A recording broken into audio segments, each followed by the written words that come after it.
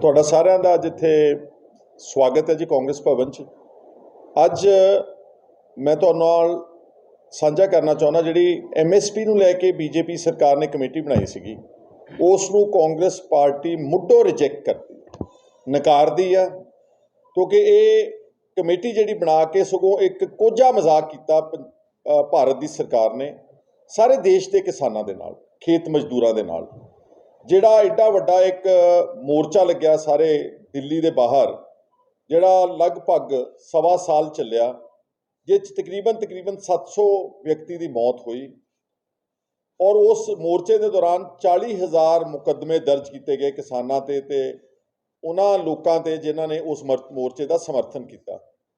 ਔਰ ਇਹ ਸਾਰੀਆਂ ਗੱਲਾਂ ਬੀਜੇਪੀ ਸਰਕਾਰ ਨੇ ਜਦੋਂ ਮੋਰਚੇ ਜਿਹੜੇ 3 ਕਾਲੇ ਕਾਨੂੰਨ ਰੱਦ ਕੀਤੇ, ਉਹਨਾਂ ਨਾਲ ਬੈਠ ਕੇ ਇੱਕ ਕਿਸਮ ਦਾ ਲਿਖਤੀ ਸਮਝੌਤਾ ਕੀਤਾ ਕਿ ਜਦੋਂ ਵੀ ਅਸੀਂ ਜਿਹੜੀ MSP ਆ ਅਸੀਂ ਉਹਨੂੰ ਇੱਕ ਗਾਰੰਟੀ ਦੀ ਸ਼ਕਲ ਵਿੱਚ ਦਿਆਂਗੇ ਔਰ ਜਲਦ ਅਸੀਂ MSP ਦੀ ਇੱਕ ਜਿਹੜੀ ਕਮੇਟੀ ਬਣਾਵਾਂਗੇ, ਉਹ ਸੰਯੁਕਤ ਕਿਸਾਨ ਮੋਰਚੇ ਦੇ ਮਸ਼ਵਰੇ ਦੇ ਨਾਲ ਉਹ ਜਿਹੜੀ ਕਮੇਟੀ ਆ ਉਹ ਸਥਾਪਿਤ ਕੀਤੀ ਜਾਊਗੀ।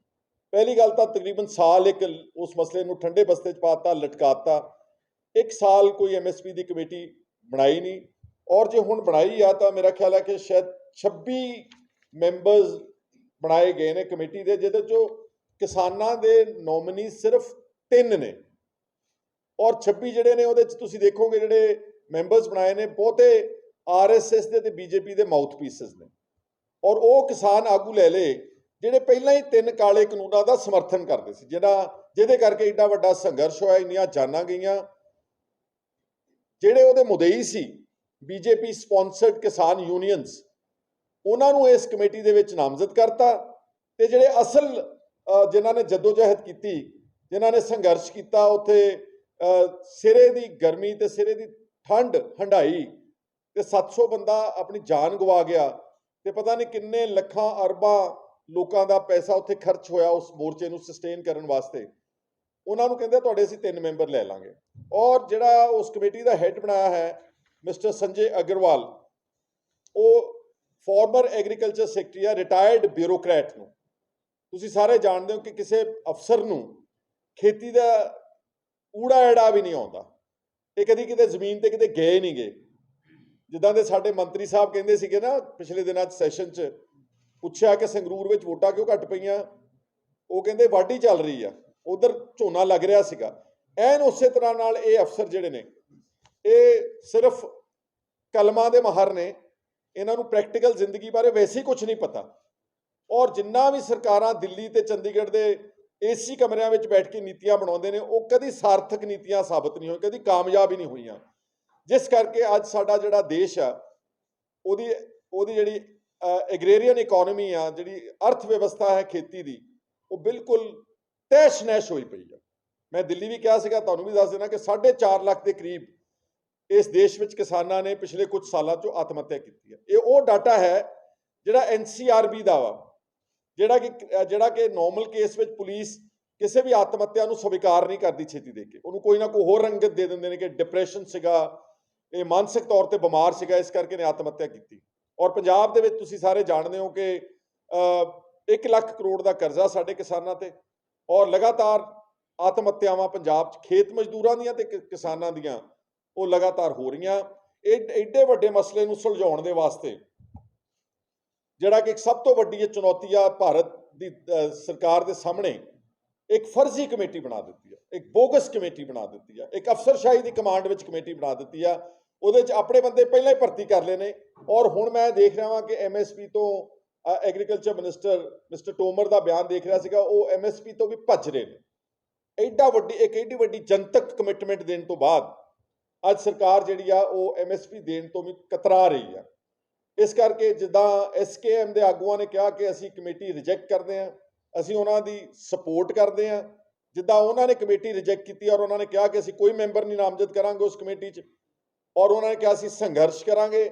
ਕਾਂਗਰਸ ਪਾਰਟੀ ਇਸ ਕਿਸਾਨੀ ਅੰਦੋਲਨ ਆਗੂ ਜਿਹੜੇ ਕੋਈ ਕਿਸਾਨ ਅੰਦੋਲਨ ਕਰਨਗੇ ਇਸ ਮੁੱਦੇ ਨੂੰ ਲੈ ਕੇ, ਤਾਂ ਸਾਡੀ ਪਾਰਟੀ ਉਹਨਾਂ ਦਾ 100% ਸਪੋਰਟ ਕਰੇਗੀ। ਅਸੀਂ ਕਿਸਾਨਾਂ ਦੀ ਸਪੋਰਟ ਕਰਾਂਗੇ, ਅਸੀਂ ਖੇਤ ਮਜ਼ਦੂਰਾਂ ਦੀ ਸਪੋਰਟ ਕਰਾਂਗੇ, ਕਿਉਂਕਿ ਇਹ ਬਹੁਤ ਵੱਡਾ ਮਸਲਾ ਹੈ।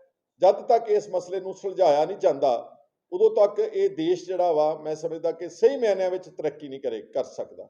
ਔਰ ਮੈਂ ਉਦੋਂ ਵੀ ਕਿਹਾ ਸੀ, ਦੁਬਾਰਾ ਰਿਪੀਟ ਕਰ ਦੇਣਾ ਕਿ ਇਹ ਸਰਕਾਰ ਖਾਸ ਤੌਰ ਤੇ ਪਿਛਲੇ ਜਦੋਂ ਦੀ ਮੋਦੀ ਸਾਹਿਬ ਦੀ ਸਰਕਾਰ ਬਣੀ ਆ, ਇਹਨਾਂ ਨੇ 12 ਲੱਖ ਕਰੋੜ ਰੁਪਇਆ ਕਾਰਪੋਰੇਟ ਘਰਾਣਿਆਂ ਦਾ ਕਰਜ਼ਾ ਮਾਫ ਕੀਤਾ ਔਨ ਦ ਪ੍ਰੀਟੈਕਸਟ ਕਿ ਅਕਾਊਂਟਸ NPA ਹੋ ਗਏ, ਕਾਰਪੋਰੇਟ ਘਰਾਣਿਆਂ ਨੂੰ ਘਾਟਾ ਪੈ ਗਿਆ, ਉਹ ਬੈਂਕਰਪਟ ਹੋ ਗਏ।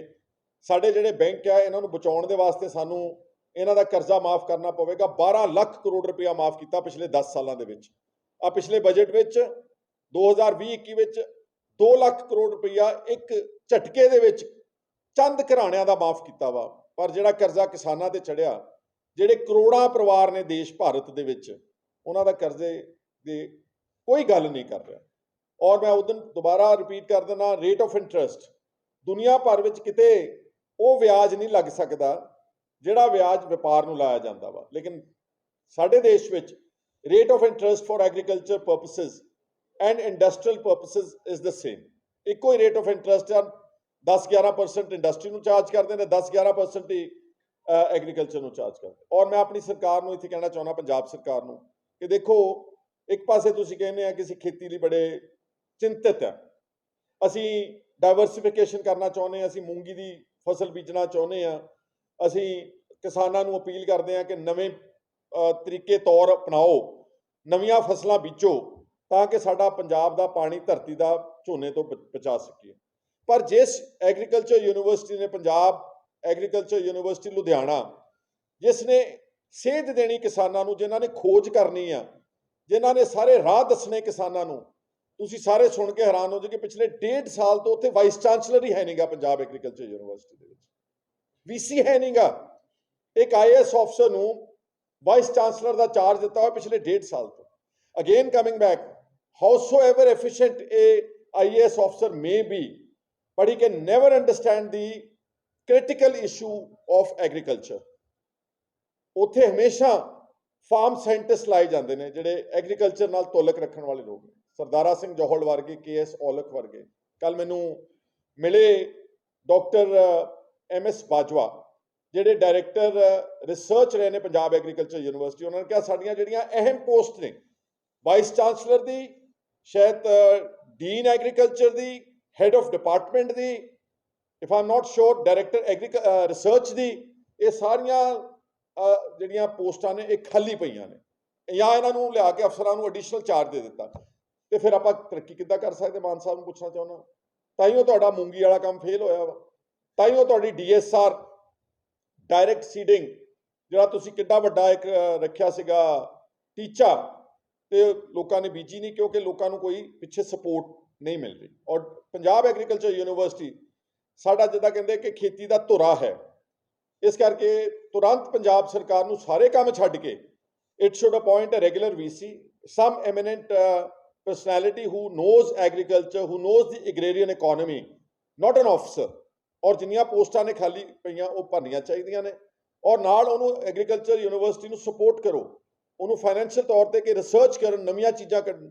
ਇਹੀ ਯੂਨੀਵਰਸਿਟੀ ਆ ਜਿਹਨੇ ਹਰੀ ਕ੍ਰਾਂਤੀ ਲਿਆਂਦੀ, ਇਹੀ ਯੂਨੀਵਰਸਿਟੀ ਵਿੱਚੋਂ ਚਿੱਟੀ ਕ੍ਰਾਂਤੀ ਪੈਦਾ ਹੋਈ ਸੀਗੀ ਆਪਣੇ ਭਾਰਤ ਸਰਕਾਰ ਦੇਸ਼ ਵਿੱਚ, ਜਿਹਨੇ ਆਣ ਕੇ ਇੱਕ ਵਾਰ ਐਗਰੀਕਲਚਰ ਨੂੰ ਕਾਫੀ ਬੂਸਟ ਦਿੱਤਾ, ਔਰ ਜਿਹਦੇ ਕਰਕੇ ਥੋੜਾ ਆਮਦਨ ਜਿਹੜੀ ਸੀ ਕਿਸਾਨਾਂ ਦੀ ਕਾਫੀ ਹੱਦ ਤੱਕ ਵਧੀ। ਇਸ ਕਰਕੇ ਇਹ ਸਰਕਾਰ ਤੋਂ ਮੈਂ ਉਮੀਦ ਕਰਦਾ। ਦੂਸਰਾ, ਕੱਲ ਮੈਂ ਗਡਵਾਸੂ ਗਿਆ ਸੀਗਾ, ਉੱਥੇ ਮੈਨੂੰ ਬਹੁਤ ਸਾਰੇ ਕਿਸਾਨ ਵੀ ਮਿਲੇ, ਚਲੋ ਵੈਟਨਰੀ ਡਾਕਟਰਸ ਦੀ ਸਪੋਰਟ ਕਰਨ ਗਿਆ ਸੀਗਾ। ਉਹਨਾਂ ਨੇ ਇੱਕ ਹੋਰ ਬੜੀ ਅੱਛੀ ਗੱਲ ਕੀ ਕਹਿੰਦੇ, ਜਿਹੜਾ ਸੀਡ ਹੈ, ਜਿਹੜਾ ਬੀਜ ਹੈ ਪੰਜਾਬ ਦੇ ਵਿੱਚ, ਚਾਹੇ ਉਹ ਕਾਟਨ ਦਾ ਹੈ, ਚਾਹੇ ਉਹ ਝੋਨੇ ਦਾ, ਚਾਹੇ ਉਹ ਕਣਕ ਦਾ, ਤੇ ਚਾਹੇ ਉਹ ਕਿਸੇ ਹੋਰ ਫਸਲ ਦਾ ਹੈ, ਇਹ ਸਾਰੇ ਡੁਪਲੀਕੇਟ ਸੀਡ ਜਾ ਰਹੇ ਨੇ ਮਾਰਕੀਟ ਦੇ ਵਿੱਚ। BT ਕਾਟਨ, ਉਹਦੇ ਜਿਹੜੇ ਸੀਡ ਬਾਅਦ ਵਿੱਚ ਜਦੋਂ ਸਪੂਰੀਅਸ ਸੀਡਸ ਹੋ ਗਏ, ਬਹੁਤ ਸਾਰੇ ਸਕੈਂਡਲ ਹੋਏ, ਤੁਸੀਂ ਵਿਧਾਨ ਸਭਾ ਵਿੱਚ ਸੁਣਿਆ, ਬਹੁਤ ਸਾਰੇ ਆਗੂਆਂ ਨੇ ਇਸ ਘੁਟਾਲਿਆਂ ਨੂੰ ਚੱਕਿਆ। ਪਰ ਅੱਜ ਪੰਜਾਬ ਸਰਕਾਰ ਦੀ ਕੋਈ ਸੀਡ ਪਾਲਿਸੀ ਨਹੀਂ ਹੈ। ਸੀਡ ਸਭ ਤੋਂ ਮੇਨ ਚੀਜ਼ ਹੈ, ਉਸੇ ਨੇ ਫਸਲ ਬਣਾਉਣੀ ਆ, ਉਸੇ ਤੋਂ ਗੰਨਾ ਪੈਦਾ ਹੋਣਾ, ਉਸੇ ਤੋਂ ਕਣਕ, ਝੋਨਾ ਤੇ ਹੋਰ ਦਾਲਾਂ ਵਗੈਰਾ ਪੈਦਾ ਹੋਣੀਆਂ ਨੇ। ਲੇਕਿਨ ਜਦ ਸਾਡੇ ਕੋਲ ਸੀਡ ਹੀ ਸਰਟੀਫਾਈਡ ਨਹੀਂ ਹੋਏਗਾ, ਓਰੀਜਨਲ ਨਹੀਂ ਹੋਏਗਾ, ਚੰਗਾ ਨਹੀਂ ਹੋਏਗਾ, ਪਾਏਦਾਰ ਨਹੀਂ ਹੋਏਗਾ, ਤੇ ਫਸਲ ਦਾ ਝਾੜ ਕਿੱਥੋਂ ਹੋ ਜਾਏਗਾ? ਔਰ ਮਾਰਕੀਟ ਦੇ ਵਿੱਚ ਕੰਪਲੇਂਟ ਆ ਕਿ ਖਾਸ ਤੌਰ ਤੇ ਨਰਮੇ ਦੀ ਬਹੁਤ ਡੁਪਲੀਕੇਟ ਸੀਡ ਜਿਹੜਾ ਮਾਰਕੀਟ ਦੇ ਵਿੱਚ ਚੱਲ ਰਿਹਾ ਵਾ। ਸੋ ਮੇਰੀ ਸਰਕਾਰ ਨੂੰ ਇਹ ਪੁਰਜ਼ੋਰ ਅਪੀਲ ਆ ਕਿ ਇੱਕ ਸੀਡ ਪਾਲਿਸੀ ਬਣਾਈ ਜਾਵੇ। Again under the ages of the Punjab agriculture university ਉਹ ਰਿਸਰਚ ਕਰਨ, ਜਿਸ ਸੀਡ ਨੂੰ ਸਰਟੀਫਾਈ ਕਰਨ, ਜਿਸ ਤੇ ਉਹਨਾਂ ਦੀ ਮੋਹਰ ਹੋਵੇ, ਪੰਜਾਬ ਦੇ ਕਿਸਾਨਾਂ ਨੂੰ ਕੇਵਲ ਉਹ ਸੀਡ ਜਿਹੜਾ ਉਹ ਦਿੱਤਾ ਜਾਵੇ। ਇਸ ਤਰ੍ਹਾਂ ਦੇ ਹੋਰ ਬੜੇ ਮਸਲੇ ਨੇ ਖੇਤੀ ਨਾਲ ਕਨੈਕਟਡ, ਕਿਉਂਕਿ ਜਿਹੜਾ ਇਹ MSP ਦੀ ਕਮੇਟੀ ਬਣਾਈ ਜਿਸ ਤੇ ਮੈਂ ਸ਼ੁਰੂਆਤ ਕੀਤੀ ਸੀਗੀ, ਇਹ ਸਾਨੂੰ ਕਦੀ ਪਰਵਾਹ ਨਹੀਂ। ਸਾਨੂੰ ਪਤਾ ਵਾ ਕਿ ਇਹਦਾ ਏਜੰਡਾ ਤੈਅਸ਼ੁਦਾ ਵਾ। ਇਹਦਾ ਜਿਹੜੀ ਸਰਕਾਰ ਸਵਾਮੀਨਾਥਨ ਕਮੇਟੀ ਦੀ ਰਿਪੋਰਟ ਲਾਗੂ ਕਰਨ ਨੂੰ ਕਹਿੰਦੀ ਸੀਗੀ, ਉਹ ਹੁਣ MSP ਤੋਂ ਵੀ ਭੱਜ ਰਹੀ ਹੈ। ਇਹ ਇਹਨਾਂ ਨੇ ਇੱਕ ਚੋਰ ਦਰਵਾਜ਼ਾ ਬਣਾਇਆ ਵਾ ਕਿ ਇਸੇ 26 ਮੈਂਬਰੀ ਕਮੇਟੀ ਤੋਂ ਤੇ ਸੰਜੇ ਅਗਰਵਾਲ ਤੋਂ ਇੱਕ ਰਿਪੋਰਟ ਲੈ ਲੈਣਗੇ ਕਿ ਕਿਉਂਕਿ ਯੁੱਗ ਬਦਲ ਰਿਹਾ ਹੈ ਔਰ WTO ਦੇ ਦੇਣਗੇ, ਵੇਰਵਾ ਦੇ ਦੇਣਗੇ ਵਰਲਡ ਟ੍ਰੇਡ ਆਰਗੇਨਾਈਜੇਸ਼ਨ ਦਾ, ਉੱਥੇ ਜਿਹੜੀਆਂ ਇੰਟਰਨੈਸ਼ਨਲ ਸੰਧੀਆਂ ਹੋਈਆਂ ਨੇ, ਤੇ ਅਸੀਂ ਮਿਨੀਮਮ ਸਪੋਰਟ ਪ੍ਰਾਈਸ ਜਿਹੜੀ ਆ ਉਹ ਗਾਰੰਟੀ ਨਹੀਂ ਦੇ ਸਕਦੇ। ਇਹਦਾ ਤੱਥ ਤੇ ਇਹਦਾ ਅੰਜਾਮ ਇਸ ਕਮੇਟੀ ਦਾ ਨਿਕਲੇਗਾ। ਇਸ ਲਈ ਕਾਂਗਰਸ ਇਸ ਨੂੰ ਨਕਾਰਦੀ ਆ, ਰਿਜੈਕਟ ਕਰਦੀ ਆ। ਐਂਡ ਇਟਸ ਬੇਸਿਕਲੀ ਇਹ ਕਿਸਾਨਾਂ ਦੇ ਤੇ ਖੇਤ ਮਜ਼ਦੂਰਾਂ ਦੇ ਜ਼ਖਮਾਂ ਤੇ ਲੂਣ ਛਿੜਕਣ ਦੇ ਬਰਾਬਰ। ਨਾ ਉਹਨਾਂ ਦੀ ਕੋਈ ਰਿਪਰੈਜ਼ੈਂਟੇਸ਼ਨ, ਨਾ ਉਹਨਾਂ ਨੂੰ ਪੁੱਛਿਆ ਗਿਆ, ਨਾ ਉਹਨਾਂ ਨੂੰ ਬੁਲਾਇਆ ਗਿਆ। ਔਰ SKM ਨੇ ਜਿਹੜਾ ਕਦਮ ਚੱਕਿਆ ਉਸ ਦੀ ਅਸੀਂ ਸਪੋਰਟ ਕਰਦੇ। ਤੁਹਾਡਾ ਸਭ ਦਾ ਮੈਂ ਬਹੁਤ ਬਹੁਤ ਧੰਨਵਾਦ ਕਰਦਾ।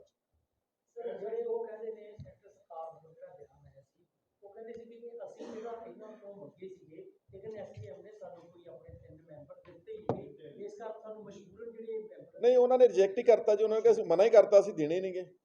ਦੇ ਆਰ ਨਾਟ ਇੰਟਰਸਟਿਡ ਕਿ 26 ਮੈਂਬਰਸ ਪਹਿਲਾਂ ਤੁਸੀਂ ਐਡੀ ਵੱਡੀ ਕਮੇਟੀ ਬਣਾਓ, ਉਹਦੇ 'ਚ ਇਹਨਾਂ ਦੀ ਰਿਪਰੈਜ਼ੈਂਟੇਸ਼ਨ ਸਿਰਫ 3 ਮੈਂਬਰਸ ਰੱਖੋ। ਅਸਲ ਵਿੱਚ ਜਿਹੜਾ ਇਸ ਵਕਤ ਕ੍ਰਾਈਸਿਸ ਹੈ ਐਗਰੀਕਲਚਰ ਦਾ, ਜਿਹਦੇ ਲਈ ਜਿਨ੍ਹਾਂ ਲੋਕਾਂ ਨੇ ਜਦੋਜਹਿਦ ਕੀਤੀ, ਤੁਸੀਂ ਉਹਨਾਂ ਨੂੰ ਪੁੱਛਿਆ ਹੀ ਨਹੀਂਗਾ। ਤੁਸੀਂ ਪੁੱਛੀ ਉਹਨਾਂ ਨੂੰ ਰਹੇ ਆ ਜਿਹੜੇ ਕਾਲੇ ਕਾਨੂੰਨਾਂ ਦੇ ਸਪੋਰਟਰ ਸੀਗੇ। ਉਹ ਕਿਸਾਨ ਜਥੇਬੰਦੀਆਂ ਨੂੰ ਨੋਮੀਨੇਸ਼ਨ ਦੇਣ ਦਾ ਮਤਲਬ ਹੀ ਕੋਈ ਨਹੀਂਗਾ। ਸੋ ਇਸ ਕਰਕੇ ਉਹਨਾਂ ਨੇ ਜੋ ਨਹੀਂ ਦਿੱਤੇ ਤਾਂ ਅਸੀਂ ਸਪੋਰਟ ਕਰਦੇ ਹਾਂ।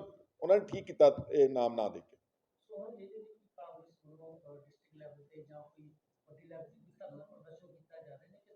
ਨਹੀਂ, ਇਸ ਤਰ੍ਹਾਂ ਕਿ ਅਸੀਂ ਹਲੇ ਮੇਰਾ ਸੰਗਠਨ ਜਿਹੜਾ ਨਾ, ਮੈਂ ਹਲੇ ਉਹਦਾ ਟੇਕ ਓਵਰ ਨਹੀਂ ਕੀਤਾ ਹੈਗਾ। ਮੈਂ ਆਉਣ ਵਾਲੇ ਦਿਨਾਂ ਜਿੰਨੇ ਵੀ ਵਾਈਟਲ ਇਸ਼ੂਜ਼ ਹੋਣਗੇ ਐਗਰੀਕਲਚਰ ਦੇ, ਨਾਟ ਓਨਲੀ MSP ਕਮੇਟੀ, ਪਰ ਇਹਦੇ ਫਸਲਾਂ ਨਾਲ ਕਨੈਕਟਡ, ਇਹਦੀ ਖਰੀਦ ਨਾਲ ਕਨੈਕਟਡ, ਸੀਡਸ ਨਾਲ, ਸਪੂਰੀਅਸ ਜਿਹੜੇ ਸੀਡਸ ਜਾ ਰਹੇ ਨੇ ਮਾਰਕੀਟ, ਉਹਦੇ ਨਾਲ connected, vice chancellor agriculture university ਦਾ ਨਾ ਹੋਣਾ ਔਰ ਰਿਸਰਚ ਨੂੰ ਤੇ ਕੰਮ ਨੂੰ ਠੱਪ ਹੋਣਾ, ਇਹ ਸਾਰੇ ਮਸਲਿਆਂ ਦੇ ਉੱਤੇ ਅਸੀਂ ਕਰੂਸੇਡ ਵੀ ਕਰਾਂਗੇ।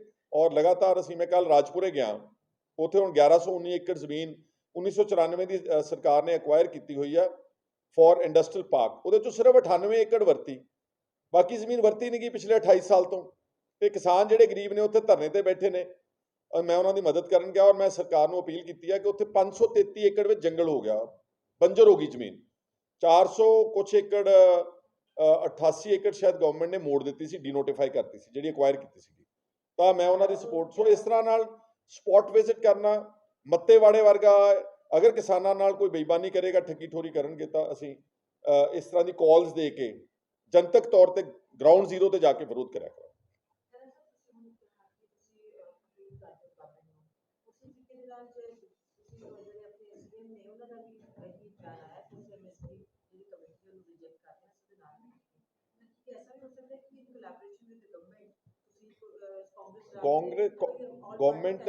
ਕਾਂਗਰਸ ਹਰ ਅੱਛੇ ਕਦਮ ਜੇ ਸਰਕਾਰ ਚੱਕੇ, ਅਗਰ ਉਹ ਸਾਨੂੰ ਨਾਲ ਐਸੋਸੀਏਟ ਕਰਦੇ ਨੇ, ਪੰਜਾਬ ਗਵਰਨਮੈਂਟ ਕੋ ਡੈਲੀਗੇਸ਼ਨ ਆਲ ਪਾਰਟੀ ਲੈ ਕੇ ਰਿਪਰੈਜ਼ੈਂਟ ਕਰਨਾ ਚਾਹੁੰਦਾ ਐਗਰੀਕਲਚਰ ਮਿਨਿਸਟਰ ਨੂੰ ਜਾਂ ਪ੍ਰਾਈਮ ਮਿਨਿਸਟਰ ਨੂੰ, we will definitely be part of that.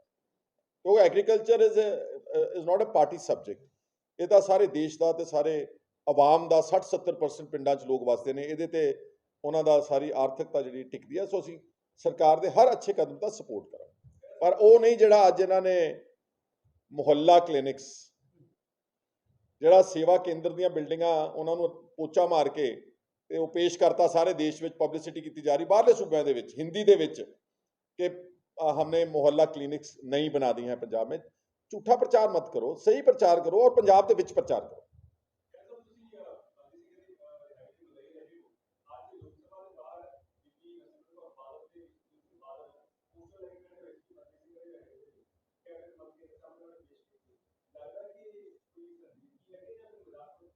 देखो, मैं तो बंदी ਸਿੰਘਾਂ ਦੀ रिहाई का इशू अज का नहीं, अरसे तो सपोर्ट कर रहे। एंड मैं तो इस गल का मुदई हाँ कि इकल्ले सिख कैदी नहीं, जे किसी होर धर्म के कैदी ने भी कैद पूरी कर ली, वो सारे छड्डे जाने चाहिए, चाहे वो कोई मुसलमान है, चाहे कोई हिंदू है, चाहे कोई ईसाई है।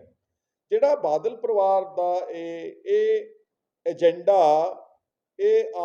संगरूर च रिजैक्ट करता वोटर ने। उन्होंने पता लग गया कि जिहड़ा बादल का परिवार है, इन्होंने हुण चेते आया बंदी ਸਿੰਘਾਂ की रिहाई।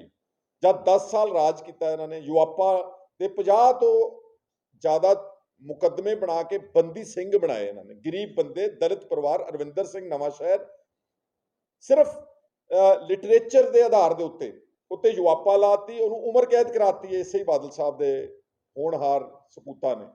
ਹੁਣ ਇਹ ਕਿਹੜੇ ਮੂੰਹ ਨਾਲ ਬੋਰਡ ਲੈ ਕੇ ਪਾਰਲੀਮੈਂਟ ਦੇ ਬਾਹਰ ਖੜੇ ਨੇ? ਅਸਲ ਵਿੱਚ ਕਹਾਣੀ ਇਹ ਆ ਕਿ ਸਿੱਖ ਜਿਹੜੇ ਨੇ ਪੰਜਾਬ ਦੇ, ਉਹ ਬਾਦਲ ਦੇ ਪਰਿਵਾਰ ਨੂੰ ਰਿਜੈਕਟ ਕਰ ਚੁੱਕੇ। ਅਕਾਲੀ ਦਲ ਨਹੀਂ ਰਿਜੈਕਟ ਹੋਇਆ, ਅਕਾਲੀ ਦਲ ਸਾਡੀ ਬਹੁਤ ਗਲੋਰੀਅਸ ਪਾਰਟੀ ਆ, ਪੁਰਾਣੀ ਆ, ਸਾਡੇ ਹੀ ਪੁਰਖਿਆਂ ਨੇ ਖੜੀ ਕੀਤੀ ਕੁਰਬਾਨੀਆਂ ਦੇ ਕੇ। ਬਾਦਲ ਦਾ ਟੱਬਰ ਰਿਜੈਕਟ ਕੀਤਾ ਵਾ। ਹੁਣ ਉਹਨਾਂ ਨੂੰ ਹਜਮ ਨਹੀਂ ਹੋ ਰਿਹਾ ਕਦੀ। ਹੁਣ ਕੋਈ ਇਹ ਸਾਰੀਆਂ ਚਾਲਾਂ ਜੀਆਂ ਨੇ, ਕਿਉਂਕਿ ਹਰ ਵਿਅਕਤੀ ਦਾ ਜਿਹੜਾ ਟਰੈਕ ਰਿਕਾਰਡ ਹੈ ਉਹ ਬੋਲਦਾ ਵਾ। ਅਗਰ ਇਹ ਸੰਜੀਦਾ ਹੁੰਦੇ, ਅਗਰ ਇਹ ਬੰਦੀ ਸਿੰਘਾਂ ਦੀ ਰਿਹਾਈ ਤੇ ਆਪਣੀ ਸਰਕਾਰ ਵਿੱਚ ਬੈਠ ਕੇ ਬਹੁਤ ਕੁਝ ਕਰ ਸਕਦੇ ਸੀਗੇ, ਲੇਕਿਨ ਉਹ ਸਮਾਂ ਇਹਨਾਂ ਨੇ ਗੁਰੂ ਗ੍ਰੰਥ ਸਾਹਿਬ ਦੀ ਬੇਅਦਬੀਆਂ 'ਚ ਬਰਬਾਦ ਕੀਤਾ, ਉਹਨਾਂ ਲੋਕਾਂ ਨੂੰ ਪ੍ਰੋਟੈਕਟ ਕਰਨ 'ਚ ਬਰਬਾਦ ਕੀਤਾ, ਬਾਈਬਲ ਕਲਾਂ ਦੇ ਕਾਤਲਾਂ ਨੂੰ ਸ਼ੀਲਡ ਕੀਤਾ, ਜਿਹਦੇ ਕਰਕੇ ਸਿੱਖ ਮੇਨ ਸਟ੍ਰੀਮ ਪੋਲਿਟਿਕਸ 'ਚੋਂ ਬਾਦਲ ਦਾ ਪਰਿਵਾਰ ਕੱਟਿਆ ਜਾ ਚੁੱਕਾ। ਔਰ ਮੇਰੀ ਅਸਲ 'ਚ ਉਹਨਾਂ ਨੂੰ ਚਾਹੀਦਾ, ਇੱਕ ਵਾਰ ਘਰ ਬੈਠ ਕੇ ਸਾਰੇ ਪਰਿਵਾਰ ਨੂੰ ਸਲਾਹ ਸੋਚਣਾ ਚਾਹੀਦਾ। ਹੁਣ ਉਹ ਅੜਿੱਕਾ ਬਣ ਰਹੇ ਨੇ ਪੰਜਾਬ ਦੀ ਰਾਜਨੀਤੀ ਦੇ ਵਿੱਚ। ਅਗਰ ਉਹ ਪਿੱਛੇ ਹਟ ਜਾਣ ਤੇ ਸਾਡੀ SGPC ਜਿਹੜੀ ਆ ਉਹਦੀ ਚੋਣ ਹੋਵੇ, ਉਹ ਇੱਕ ਨਵੀਂ ਲੀਡਰਸ਼ਿਪ ਦੇ ਹੱਥ ਵਿੱਚ ਜਾਵੇ, SGPC ਫੇਅਰ ਹੱਥਾਂ ਦੇ ਵਿੱਚ ਜਾਵੇਗੀ ਤੇ ਸਾਡਾ ਅਕਾਲ ਤਖਤ ਸਾਹਿਬ ਦਾ ਇੰਸਟੀਟਿਊਸ਼ਨ ਆਜ਼ਾਦ ਹੋਵੇਗਾ। It will work independently for the betterment of the community.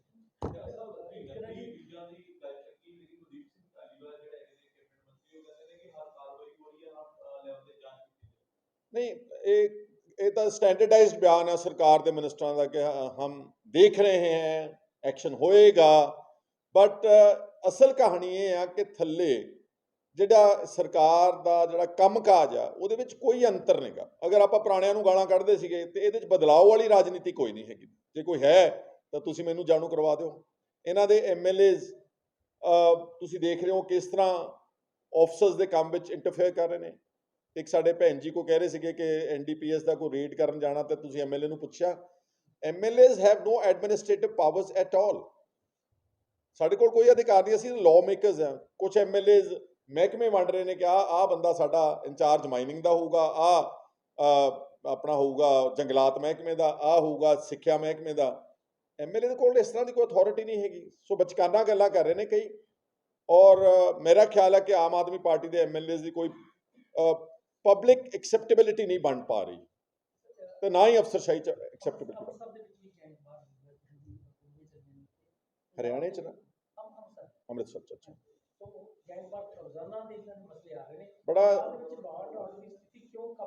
बड़ा सीरियस इशू है। Law and order continues to be on the fringe, on the edge. बड़ा मैं समझदा भगवंत सिंह मान होम मिनिस्टर भी ने और इन्हों बहुत पर्सनल ਇਹਦੇ मुदाखलत करनी चाहिए। पुलिस ਨੂੰ ਪਹਿਲਾਂ ਡੀਪੋਲਿਟਿਸਾਈਜ਼ ਕਰਨ, ਉਹਦਾ ਸਿਆਸੀਕਰਨ ਖਤਮ ਕਰਨ। ਪਰ ਮੈਂ ਦੇਖ ਰਿਹਾ ਵਾਂ ਕਿ ਜਿਹੜਾ ਆਮ ਆਦਮੀ ਪਾਰਟੀ ਦਾ ਤੌਰ ਤਰੀਕੇ ਨੇ, ਇਹ ਤਾਂ ਮਗਰਲਿਆਂ ਨਾਲੋਂ ਵੀ ਭੈੜੇ ਨੇ। ਇਹ ਤਾਂ ਬਦਲਾਖੋਰੀ ਦੇ ਉਤਰੇ ਹੋਏ ਨੇ। ਤੁਸੀਂ ਦੇਖਿਆ ਸੰਗਤ ਸਿੰਘ ਦੇ ਕੇਸ, ਗਿਲਜੀਆਂ ਦੇ ਕੇਸ ਵਿੱਚ ਪਹਿਲਾਂ ਸ਼ਾਇਦ ਕਹਿ ਰਹੇ ਸੀਗੇ, ਪ੍ਰਚਾਰ ਕੀਤਾ ਕਿ 80,000 ਟਰੀ ਗਾਰਡਸ ਵਿੱਚ ਘਪਲਾ ਕੀਤਾ। ਬਾਅਦ 'ਚ ਪਤਾ ਲੱਗਿਆ, if I am not wrong, ਕਿ 1450 ਟਰੀ ਗਾਰਡ ਦਾ ਇਲਜ਼ਾਮ ਲਾ ਰਹੇ ਨੇ ਤੇ ਹਾਈ ਕੋਰਟ ਨੇ ਉਹਨਾਂ ਨੂੰ ਐਂਟੀਸਿਪੇਟਰੀ ਬੇਲ ਦਿੱਤੀ ਹੈ। ਮੈਂ ਕਰਨਾ ਤਾਂ ਸੀ ਨੇ, ਮੈਂ ਤੁਹਾਡੇ ਨਾਲ ਸ਼ੇਅਰ ਕਰ ਲੈਣਾ। ਮੇਰੇ ਤੇ ਹੁਣ ਲੇਟੈਸਟ ਕੱਲ ਚੀਫ ਮਿਨਿਸਟਰ ਆਫਿਸ ਤੋਂ ਮੇਰੇ ਖਿਲਾਫ ਕੋਈ ਰੈਵਨਿਊ ਰਿਕਾਰਡ ਦੀ ਛਾਣਬੀਨ ਕਰਨ ਲਈ 25 ਬੰਦੇ ਪਹੁੰਚੇ ਹੋਏ ਸੀਗੇ ਆਦਮਪੁਰ ਵਿੱਚ। ਆਦਮਪੁਰ ਵਿੱਚ ਕੋਈ ਅੱਜ ਤੋਂ 95-96 'ਚ, ਕਿੰਨੇ ਸਾਲ ਹੋ ਗਏ ਪਿੱਛੇ ਨੂੰ ਜੀ? 25 ਸਾਲ। 25 ਸਾਲ ਪਹਿਲਾਂ ਮੇਰਾ ਖਿਆਲ ਹੈ ਕੋਈ 9-10 ਕਨਾਲ ਜਗ੍ਹਾ ਅਸੀਂ ਲਈ ਸੀ, ਮੈਂ ਲਈ ਸੀ। ਔਰ ਉਹ ਜਿਹੜੀ 9-10 ਕਨਾਲ ਜਗ੍ਹਾ ਸੀ, ਉਹ ਕਿਸੇ ਨੇ, ਜਿਹੜੇ ਪਾਕਿਸਤਾਨ ਤੋਂ ਇਵੈਕਿਊ ਨਹੀਂ ਆਏ ਸੀਗੇ, ਰਿਫਿਊਜੀ ਆਏ ਸੀਗੇ, ਉਹਨਾਂ ਨੇ ਕੋਈ ਆਪਣਾ ਕਲੇਮ ਪਵਾਇਆ ਡਿਸਪਲੇਸਮੈਂਟ ਦਾ, ਜਾਂ ਕੋਈ ਕਲੇਮ ਲਿਆ ਉਹਨਾਂ ਨੇ ਸੈਂਟਰਲ ਗਵਰਨਮੈਂਟ ਦੀ ਜ਼ਮੀਨ 'ਚੋਂ। ਕੋਈ ਸ਼ਾਇਦ 20 ਕਨਾਲ ਜਗ੍ਹਾ ਦਾ ਕਲੇਮ ਲਿਆ ਉਹਨਾਂ ਨੇ। ਆਦਮਪੁਰ ਦਾ ਪਿੰਡ ਵੀ ਮੈਨੂੰ ਯਾਦ ਨਹੀਂ ਆ ਰਿਹਾ, ਉਹਦਾ ਪਿੰਡ ਦਾ ਨਾਮ ਭੁੱਲ ਰਿਹਾ ਮੈਂ।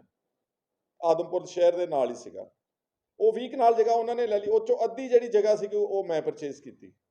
ਲੈਜਿਟੀਮੇਟ ਉਹਨਾਂ ਨੇ ਕਲੇਮ ਲਿਆ, ਕਲੇਮ ਦਾ ਦਖਲ ਪਵਾਇਆ ਗਿਆ, ਉਹਨਾਂ ਨੂੰ ਪੋਜੈਸ਼ਨ ਦਿੱਤਾ ਗਿਆ, ਉਹਨਾਂ ਦੇ ਨਾਮ ਤੇ ਇੰਤਕਾਲ ਹੋਇਆ, ਉਹਦੇ ਤੋਂ ਮੈਂ ਲਿਆ। 96-96 'ਚ ਲੈ ਲਿਆ ਹੋਣਾ ਵਾ, ਤੇ ਕੋਈ 2017 ਦੇ ਵਿੱਚ ਉਸ ਮੈਂ 9-10 ਕਨਾਲ ਨੂੰ ਵੇਚ ਦਿੱਤਾ। ਲੀਗਲੀ ਲਿਆ, ਲੀਗਲੀ ਵੇਚਤਾ। ਚੀਫ ਮਿਨਿਸਟਰ ਦੇ ਆਫਿਸ ਦੇ 25 ਅਫਸਰ ਉੱਥੇ ਇੱਕ SDM ਲੋਕਲ ਨੂੰ ਲੈ ਕੇ ਜਲੰਧਰ SDM 2 ਨੂੰ ਆਦਮਪੁਰ ਤਹਿਸੀਲ ਤੇ ਪਟਵਾਰੀਆਂ ਨਾਲ ਕੱਲ ਸਵੇਰੇ 9 ਵਜੇ ਤੋਂ ਲੈ ਕੇ 3:30 ਵਜੇ ਤੱਕ ਖੱਪਦੇ ਰਹੇ ਨੇ। ਤੇ ਝੂਠਾ ਪਰਚਾ ਦਰਜ ਕਰਨਾ ਚਾਹੁੰਦੇ ਆ ਮੈਂ ਖੁੱਲਾ ਸੱਦਾ ਵਾ ਖੁੱਲਾ ਐਡਾ ਕਰ ਦਿਓ ਪਰਚਾ ਦਰਜ। ਜੇ ਤੁਹਾਡੇ ਜੇ ਤੁਸੀਂ ਸਮਝਦੇ ਹੋ ਕਿ ਕਿਸੇ ਆਦਮੀ ਦਾ ਮੂੰਹ ਬੰਦ ਕਰਾਉਣਾ, ਉਹਨੂੰ ਧਮਕਾਉਣਾ, ਉਹਨੂੰ ਡਰਾਉਣਾ, ਉਹਨੂੰ ਜੇਲ੍ਹ 'ਚ ਭੇਜਣਾ, ਤੇ ਜੀ ਸੱਦ ਕੇ ਪਰਚਾ ਦਰਜ ਕਰੋ। But I have done nothing wrong in that. Absolutely black and white ਵਿੱਚ ਕਰੈਕਟ ਚੀਜ਼ ਲਈ ਹੈ, ਲੈਜੀਟੀਮੇਟ ਓਨਰਸ਼ਿਪ ਤੋਂ ਮੈਂ ਲਈ। ਕਿਸੇ ਨੇ ਅਗਰ ਕੋਈ ਕਲੇਮ ਕਹਿੰਦੇ ਨੇ, ਅਗਰ ਕਲੇਮ ਤੱਕ ਜਾ ਰਹੇ ਨੇ, ਅਗਰ ਕਿਸੇ ਨੇ ਕਲੇਮ ਲਿਆ ਦੈਨ ਦੇ ਆਰ ਰਿਸਪੌਂਸਿਬਲ। ਫਿਰ ਗਵਰਨਮੈਂਟ ਨੇ ਉਹਨਾਂ ਦੀ ਜ਼ਮੀਨ ਦਾ ਕਲੇਮ ਨੂੰ ਉਹਨਾਂ ਦੇ ਨਾਮ ਤੇ ਕਿਉਂ ਚੜਾਇਆ ਉਹ ਰਕਬਾ, ਫਿਰ ਉਹਨਾਂ ਨੂੰ ਮਾਲਕ ਬਣਾਇਆ, ਫਿਰ ਉਹਨਾਂ ਨੂੰ ਪੋਜੈਸ਼ਨ ਦਿੱਤਾ, ਉਹਨਾਂ ਤੋਂ ਮੈਂ ਖਰੀਦੀ, ਫਿਰ ਸ਼ਾਇਦ 25 ਸਾਲ ਉਹ ਜਗ੍ਹਾ ਪਈ ਰਹੀ, 25 ਸਾਲ ਬਾਅਦ ਵੇਚੀ, ਜਿਹਨੂੰ ਵੇਚੀ ਉਹਦੇ ਨਾਂ ਦੇ ਉੱਤੇ ਵੀ ਟ੍ਰਾਂਸਫਰ ਹੋ ਗਈ। ਪਰ ਚੀਫ ਮਿਨਿਸਟਰ ਭਗਵੰਤ ਸਿੰਘ ਮਾਨ ਦੀ ਇਹਦੀ ਇੰਸਟਰਕਸ਼ਨਸ ਹੋਣਗੀਆਂ, 25 ਅਫਸਰ 5 ਘੰਟੇ ਐਡੀ ਕੀ ਗੱਲ ਦੇ ਉੱਤੇ ਜ਼ਾਇਆ ਕੀਤੇ ਨੇ। ਉਹ ਫੜਨੀ ਆ ਤੇ ਕਰਪਸ਼ਨ ਕੋ ਵੱਡਿਆਂ ਦੀ ਫੜੋ, ਜਿਹੜੇ ਲੋਕ ਜਿਹੜੇ ਅਸਲ ਲੁੱਟਦੇ ਨੇ ਤੁਹਾਡੇ ਅਫਸਰ, ਜਿਨ੍ਹਾਂ ਨੇ ਮੋਹਾਲੀ ਜ਼ਿਲ੍ਹੇ ਦੇ ਆਲੇ ਦੁਆਲੇ ਸਭ ਨੇ ਅਰਬਾਂ ਖਰਬਾਂ ਰੁਪਏ ਦੀ ਪ੍ਰਾਪਰਟੀਜ਼ ਬਣਾਈ ਹੋਈ ਆ। ਮੇਰਾ ਤੁਸੀਂ ਕੱਢ ਵੀ ਲਵੋਗੇ, ਅਗਰ ਕੋਈ ਝੂਠਾ ਮੁਕੱਦਮਾ ਦਰਜ ਵੀ ਕਰ ਦਿਓ, I will face it. I have faced enough of these false cases. 7 ਮੁਕੱਦਮੇ ਪਹਿਲਾਂ ਬਾਦਲ ਦੇ ਟੱਬਰ ਨੇ ਮੇਰੇ ਤੇ ਬਣਾਏ, 7 ਦੇ 7 ਉੱਡ ਗਏ, ਹਾਈ ਕੋਰਟ ਨੇ ਕੁਐਸ਼ ਕਰਤੇ 7 ਦੇ 7। ਤੇ ਇੱਕ ਮੇਰੇ ਤੇ ਬੀਜੇਪੀ ਨੇ ਬਣਾਇਆ ਈਡੀ ਦਾ, ਜਿਹਦੇ ਬਾਰੇ ਮੈਂ ਤੁਹਾਨੂੰ ਸਾਰਾ ਵੇਰਵਾ ਦੇ ਚੁੱਕਾ ਵਾਂ, ਜਿਹਦੀ ਚਲਾਨ ਦੇ ਵਿੱਚ ਇੱਕ ਵੀ ਤੱਥ ਨਹੀਂਗਾ, ਸਿਰਫ ਬੱਚਿਆਂ ਦੀ ਸ਼ਾਦੀ ਦਾ ਚੱਕ ਕੇ ਖਰਚਾ ਈਡੀ ਦਾ ਕੇਸ ਬਣਾਤਾ, ਮੈਨੂੰ ਜੇਲ੍ਹ ਭੇਜ ਦਿੱਤਾ। ਤੋ ਤੁਹਾਡਾ ਕੀ ਖਿਆਲ ਹੈ ਕਿ ਮੈਂ ਇਦਾਂ ਦੇ ਗਿੱਦੜ ਭੁਪਕੀਆਂ ਤੋਂ, ਇਦਾਂ ਦੇ ਜਿਹੜੇ ਫਜ਼ੂਲ ਦੀਆਂ ਗੱਲਾਂ ਕਰਦੇ ਤੋਂ ਮੈਂ ਡਰਨ ਵਾਲਾ ਹੈਗਾ? ਵਾਹਿਗੁਰੂ ਦੇ ਵਿੱਚ ਵਿਸ਼ਵਾਸ ਹੈ ਮੇਰਾ, ਮੈਂ ਕੋਈ ਗੱਲ ਇਦਾਂ ਦਾ ਗਲਤ ਕੰਮ ਕੀਤਾ ਨਹੀਂਗਾ। ਅਗਰ ਕਹਿਣਗੇ ਤਾਂ ਮੂੰਹ ਤੋੜ ਜਵਾਬ ਇਹਨਾਂ ਦਾ ਉੱਥੇ ਦਿੱਤਾ ਜਾਵੇ। ਤੁਹਾਡਾ ਸਾਰਿਆਂ ਦਾ ਬਹੁਤ ਬਹੁਤ ਸ਼ੁਕਰੀਆ।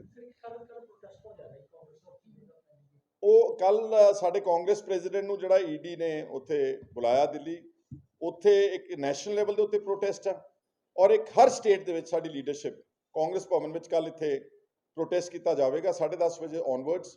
ਗਵਰਨਰ ਹਾਊਸ ਵੱਲ ਨੂੰ ਸਾਡੇ ਜਿਹੜੇ ਪ੍ਰੈਜ਼ੀਡੈਂਟ ਨੇ ਰਾਜਾ ਵੜਿੰਗ ਜੀ ਪੰਜਾਬ ਪ੍ਰਦੇਸ਼ ਕਾਂਗਰਸ ਦੇ, ਔਰ CLP ਦੇ leader Pratap Singh Bajwa, they will lead the protest and we will because all this is politically motivated. ਇੰਨੇ ਪੁਰਾਣੇ ਕੇਸ ਨੂੰ ਨੈਸ਼ਨਲ ਹੈਰਲਡ ਦੇ ਨੂੰ ਜਿਹਦੇ 'ਚ ਸਾਰਾ ਕੁਝ ਉਹਨਾਂ ਨੇ ਐਕਸਪਲੇਨ ਕਰ ਸਕੇ ਨੇ। ਪਹਿਲਾਂ ਰਾਹੁਲ ਗਾਂਧੀ ਜੀ ਨੂੰ ਬੁਲਾ ਕੇ ਕਿੰਨੇ ਘੰਟੇ, ਕਿੰਨੇ ਦਿਨ, 8-7 ਦਿਨ ਕੌਨਸਟੈਂਟਲੀ ਬੁਲਾਉਂਦੇ ਰਹੇ। ਅਸਲ 'ਚ ਕਹਾਣੀ ਸਿਰਫ ਇਹ ਹੈ ਕਿ ਈਡੀ ਦਾ ਦੁਰਉਪਯੋਗ ਹੋ ਰਿਹਾ, CBI ਦਾ। ਇਹਨਾਂ ਨੇ ਅੱਜ 8 ਸਾਲਾਂ ਵਿੱਚ ਕਿਸੇ ਇੱਕ ਬੰਦੇ BJP ਨੂੰ ਇਨਵੈਸਟੀਗੇਟ ਨਹੀਂ ਕੀਤਾ, ਕਿਸੇ BJP ਦੇ ਬੰਦੇ ਨੂੰ ਫੜਿਆ ਨਹੀਂਗਾ। ਸਾਰੀਆਂ ਪੋਲੀਟੀਕਲ ਪਾਰਟੀਆਂ ਜੰਮੂ ਕਸ਼ਮੀਰ ਤੋਂ ਲੈ ਕੇ ਤਾਮਿਲਨਾਡੂ ਤੱਕ ਸਭ ਪੋਲੀਟੀਕਲ ਓਪੋਨੈਂਟਸ ਦੇ ਉੱਤੇ ਈਡੀ ਤੇ CBI ਦੀ ਕਾਰਵਾਈ, ਜਿੱਥੋਂ ਸਾਫ਼ ਪਤਾ ਲੱਗ ਜਾਂਦਾ that it is nothing but pure political vendetta, intimidation and gagging the voice of the opposition.